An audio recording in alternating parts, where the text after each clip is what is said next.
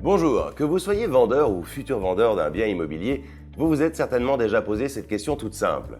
Pourquoi certaines maisons se vendent en moins d'un mois et d'autres en plus d'un an?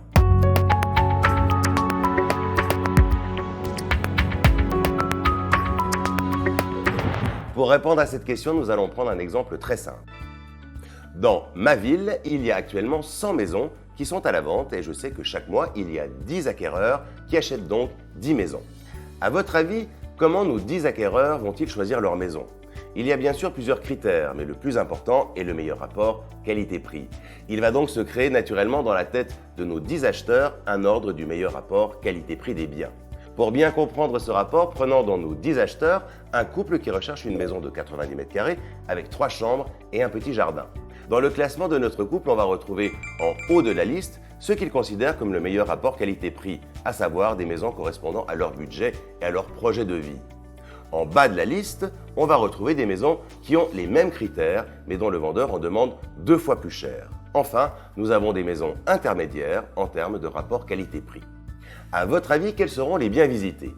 Bien sûr, nos acheteurs vont avant tout se tourner vers les maisons vertes, au meilleur rapport qualité-prix, avant de se tourner éventuellement sur les maisons intermédiaires, les maisons oranges, mais en aucun cas, ils ne perdront leur temps à aller visiter une maison rouge.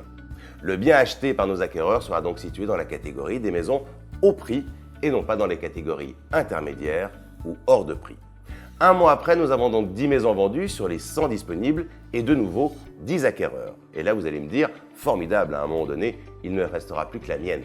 Et c'est là que vous vous trompez, car chaque mois, si 10 maisons sont vendues dans ma ville, 20 nouvelles maisons sont mises en vente. Et c'est ainsi dans ma ville, comme dans le reste de la France. C'est là, vous l'aurez compris, ces 20 nouvelles maisons vont devoir se positionner par rapport au marché.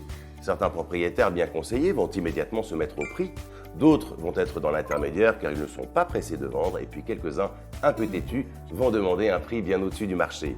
Vous comprenez maintenant pourquoi vous avez des maisons qui se vendent en moins d'un mois et d'autres qui n'ont aucune visite et qui vont se vendre en plus d'un an.